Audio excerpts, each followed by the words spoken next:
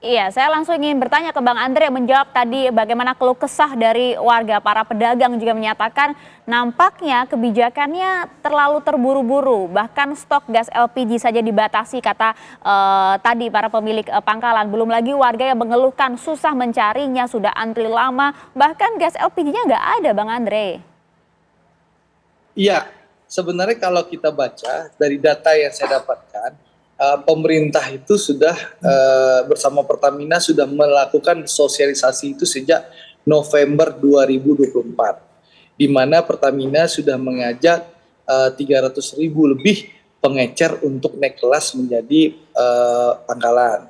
Tapi memang selama itu dari November 2024 itu yang berhasil dibujuk itu sekitar 1.500 yang dari pengecer mau menjadi pangkalan, dan dari 1.500 itu baru 300 yang sudah berubah dari pengecer di pangkalan, dan 1.200 lagi masih dalam proses. Itu data yang saya dapatkan. Jadi memang sekali lagi kita pasti masih butuh waktu ya. Pertama, memastikan masyarakat paham bahwa mencari LPG 3 kilo memang harus di pangkalan sekarang, dan setiap desa itu kan biasanya satu pangkalan satu desa. Ya, jadi masyarakat memang butuh effort yang lebih besar. Seharusnya keluar rumah 10 meter atau 20 meter ada warung, dia bisa beli. Sekarang mungkin dia bisa jalan sekitar 100 sampai 500 meter. Itu effortnya. Dan kedua juga masih banyak masyarakat yang belum tahu di mana pangkalan yang ada di desanya. Bang Andre. Yang ketiga tadi yang sampaikan Pak Somad soal kelangkaan ya.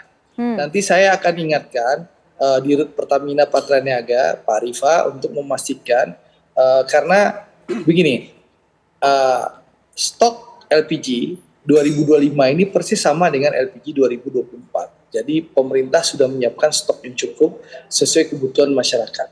Jadi kalau ada kelangkaan, berarti ada masalah distribusi. Nanti setelah dialog saya akan telepon, tadi titiknya di Cipinang, nanti saya akan minta Dirut Pertamina Patraniaga memastikan distribusinya betul-betul sampai ke masyarakat. Seperti itu.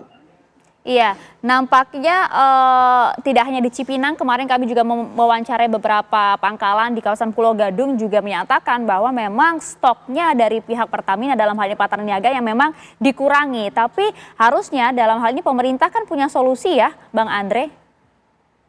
Ya, seharusnya tentu pemerintah punya, biasanya dapat laporan dari pemerintah daerah kalau memang ada kelangkaan, ada kekurangan stok, Pertamina selalu melakukan operasi pasar yang dilakukan di pangkalan. Itu sering saya lakukan. Jadi kalau saya di Sumatera Barat, Maria, kalau mendapatkan laporan dari masyarakat bahwa misalnya di Kota Bukit Tinggi, Kota Padang Panjang, Kota Padang itu ada kelangkaan, saya koordinasi dengan pemerintah daerah, dengan wali kota dan bupati, saya tanyakan laporannya memang ada kelangkaan, saya minta Pertamina melakukan operasi pasar didampingi oleh pemerintah daerah. Baik Bang Andre, sudah kami tangkap. Baik, di studio Bang Andre ini juga sudah kehadiran nih teman satu komisi Bang Andre di sini ya. Sudah ada Mas Ismail selaku anggota Komisi 6 DPR fraksi PKS. Ya. Kalau tadi Bang Andre sampaikan ini memang sudah kebijakan yang tepat, masyarakat yang harus sabar saja karena ini masih masa transisi. PKS punya suara lain? Saya ingin menyampaikan bahwa tentu dari aspek niat pemerintah ini niatnya sudah sangat baik. Yang ingin dilakukan oleh pemerintah bagaimana ada harga eceran tidak melebihi dari HET yang pertama. Yang kedua ada stabilitas pasokan. Tetapi memang saya setuju tadi kata Bapaknya bahwa yang terjadi hari ini adalah kurangnya sosialisasi dan tidak adanya kesiapan. Saya menemukan banyak keluhan Mbak di bawah. Ada masyarakat menyampaikan ke kami tadinya dengan beli di warung harga 22.000, 23.000, sekarang harus tambah pakai ojek 20.000. Akhirnya jauh lebih mahal katanya. Memang kalau kebijakan ini mau dilaksanakan, tentu kami setuju kalau kesiapannya sudah sangat baik. Tapi secara prinsip bahwa ini niat yang baik dari pemerintah, kita harus dukung, tetapi perlu kesiapan dan perlu masih banyak evaluasi. Saat ini nggak siapnya seperti apa? Menurut saya kesiapannya pertama sosialisasinya minim. Yang kedua, pangkalan dan pengecer ini, jumlah pangkalan dibanding pengecer kan seharusnya ada di warung-warung terdekat dari masyarakat. Tapi nyatanya hari ini, pengecer yang tadinya boleh jualan, toh mereka cuma dapat untung 2.000 perak, 3.000 perak. Mereka nggak kaya juga dari jualan 2.000 perak, 3.000 perak. Tetapi sekali lagi bahwa kita dukung pemerintah dengan niatan baik ini, hanya saja butuh evaluasi, butuh kesiapan, sehingga semuanya betul-betul clear. Masyarakat tidak lagi dirugikan, tidak ada lagi antrian, tidak ada lagi pasokan yang terbatas.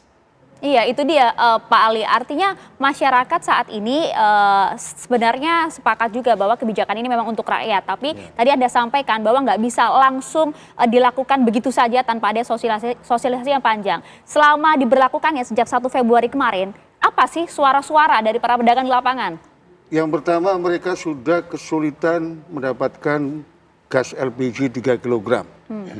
Dan ini kalau dibiarkan, pemerintah tidak memperhatikan, pedagang kaki lima itu, Mbak Maria, 2 hari tidak jualan, itu udah nggak bisa ngasih makan ke keluarganya.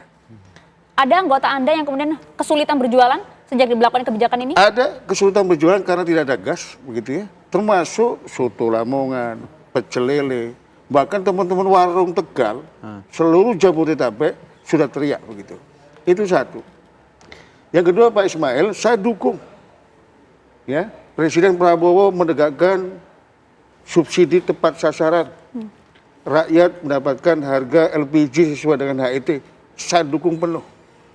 Tapi program ini sudah berjalan 18 tahun sejak SBY 2007. Ketidakmampuan pemerintah untuk melakukan penyaluran gas LPG 3 kg ini dan kegagalan menjaga HET, jangan rakyat kecil dikorbankan. Saya hanya khawatir puluhan juta pedagang kaki lima, baik yang di jalan, kemudian yang di warung-warung kelontong, warung-warung kecil ini, dalam waktu 1-2 minggu ke depan sulit mendapatkan gas LPG 3 melon. Yang terjadi adalah, ya mohon maaf, ini akan menimbulkan gejolak sosial begitu.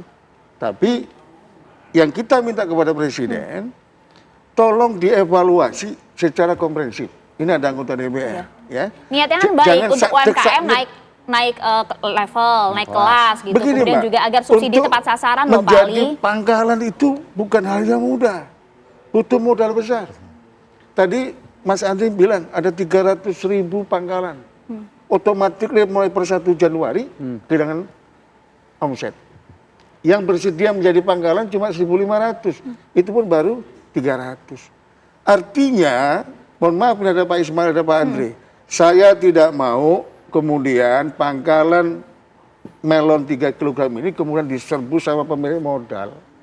Yang hari ini sudah terjadi di lapangan. Banyak pemilik modal besar membunuh warung kelontong, mendirikan toko kelontong. Anda harus ada buktinya loh kalau mau seperti ini Pak. Ada buktinya, gitu ya. Itu pemilik modal semua itu. Pak Trubus ini pengamat kebijakan.